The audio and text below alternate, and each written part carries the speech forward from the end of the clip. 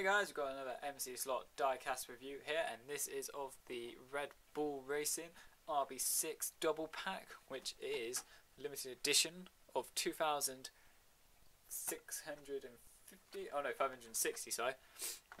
And what we've got here are the Red Bulls of Sebastian Vettel on the left here, which is who was the champion, and Mark Webber on the right. So, what happened in that season? It was 2010. It was a year after Jenson Button won the championship and moved to McLaren, and there were 5 people in his chance of winning a championship with 2 rounds to go.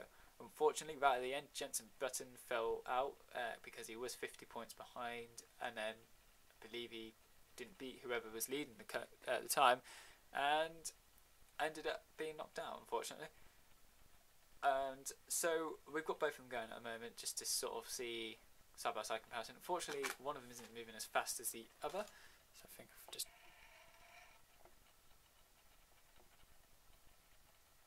That looks a bit bad. Okay, so on the left is Sebastian Vettel's and on the right is Mark Webber's. So what actually happened that season? Sebastian Vettel won 5 races and he scored 256 points.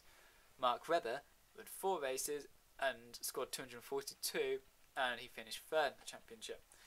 So, according to my notes, let's just have a look. The product code for this is 4121000506, and the product specifications are 57 parts for each car, with 113 decorations on each car. 27 mask sprays, 29 tampo prints, 37 decals, 23 sprays. And like I said, it was a limited edition of 2,560. Vettel won the championship, and he hadn't led the championship until the final round, in which he won. So Vettel never led the championship up until that point in his entire career, and the most important race that he led, he won the championship. So that's luck on, that's just really good luck.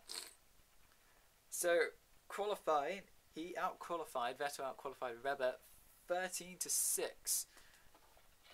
That one's not moving fast enough.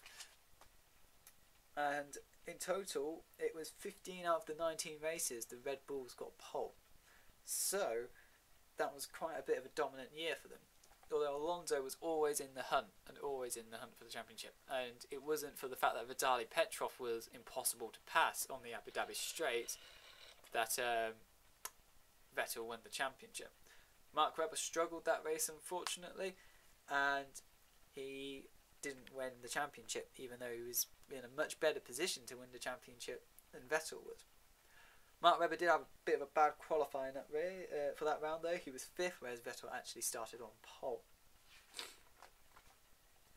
So yeah, it was very, very close between them in the end, with only 14 points separating the pair of them. That's pretty close.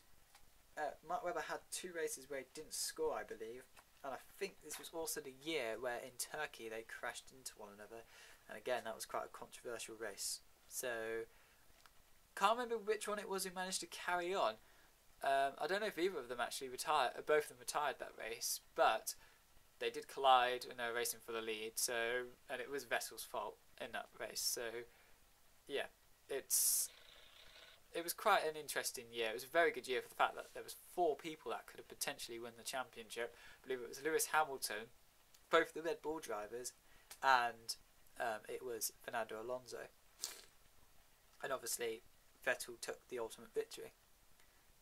So, we can go straight into the detail of the car, and we'll have a look. As you can see, around the canopy, it has Vettel's name just there, and the tiniest German flag ever. And right there you've got, inside is actually the little sticker for the Brazilian Grand Prix. So, this is the Brazilian Grand Prix car. And let's just have a look for this one. This is Mark Webber's. This one is actually the Abu Dhabi circuit. So that's very interesting. If you get one yourself, or if you've got one yourself, have a little look inside the cockpit and see if you can spot what circuit is drawn on the inside of the cockpit. It is basically for the drivers, so I think they know where they are on the track if they break down. and they've always sort of had a little picture of the circuit in the car, and it doesn't really matter what motorsport it is. And also they got Sky, which is now the only channel that has every single race live, and this year I paid for it with my dad half and half, and I haven't actually seen a race live yet, so that's just how it works. But these cars look very nice. Very interesting to see the fact that when they both come round again and they show the wings, that says Red Bull Cola, and that's just Red Bull the energy drink. So they had different sponsorship on different sides of the actual car. So it wasn't symmetrical per se, as in it's got Red Bull energy drink on one side and Red Bull Cola on the other. I do apologise for the fact that they're not spinning in exact unison with each other. They are both the same spinners, like the same solar tables, but for some reason one is spinning slightly faster than the other, because the cars are exactly the same weight, they should be anyway, and they just don't spin the same. But hopefully that's not bothering you too much. I think as well, I mean, Red Bull is very good. It's a very good sort of story. If you actually go back in the history and have a look, I mean, they started off, this was the 6th year in the championship, and now they've won one.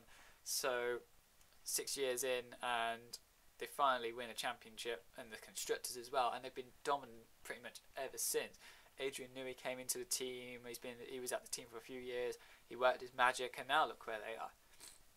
So it is just literally a good story, because they came from, I believe they bought Minardi. Red Bull was Jaguar, and Toro Rosso is Minardi. So it just sort of also shows, I mean, they're the same, pretty much almost the same, and this one's so much more successful than the younger other team, which was the team that actually got the victory first, with Sebastian Vettel. He's still there. Ricciardo is now currently at the team. Unfortunately, Red Bull not doing too great in the 2014 championship. Vettel's not exactly dominating, which is good. I mean, Mercedes are dominating. So we've not lost that sole domination team yet, unfortunately, in the sport. But it is a lot more interesting now. We haven't got the same person constantly winning.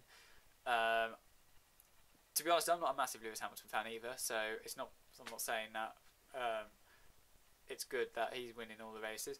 So, if anything, it's still good, because Red Bull now have to really show what they're made of, and it's going to be very interesting to see if they can bring back. I mean, they're second in the constructors as well, and I think it'll be good to see if they actually can start winning races. Daniel Ricciardo's, really matured into the team as well. He's replaced Mark Webber from the 2014 season onwards, and it's good because he's actually beaten Vettel, and Vettel's getting a bit annoyed about it, so it's quite funny. I think these cars are fantastically detailed as well. I mean, if you're a Red Bull fan, I would seriously consider buying this, because it will kill two birds in one stone. You'll get, not only will you have both of the Red Bulls, but you'll have them from the same year, and they'll have the championship winning pair. So yeah, it's a very, very nice little set, and it just sort of shows how close the season was, that they only won 9 out of the 19 races between them. So it's a very good season, a very good year for Formula 1 as well. I mean, the detailing as well, if I go back, his helmet, it's got writing all over it, his body's got writing all over it, and it generally does sort of try and get it so they're safe, just shows the absolute amazing detail, and the fact that you really are paying for and getting your money's worth in detail as well. And also they look so much better in the flesh than they do sort of on camera as well, so once you actually have them and hold them in your hands, they look fantastic. So that was the review. Please like, comment and subscribe. Tell me what you thought of the side-by-side comparison as well. We are doing a few more of those side-by-side comparisons. We're going to be doing sort of show cars compared to race cars to show you the difference. And hopefully we'll be doing more teams when we get doubles of teams as well, like we've got the Williamses. So we will be doing the Williams comparison soon as well. I just need to find out the exact details of both the cars to really do a side-by-side comparison. So thanks for watching. Please like, comment and subscribe. Don't forget to check out some of the other videos. There's also a playlist for diecast Formula 1 cars and Minichamps reviews. And as always, don't forget to check out the MC Slot other channel, which is the D More Slot Reviews channel. And again, thanks for watching.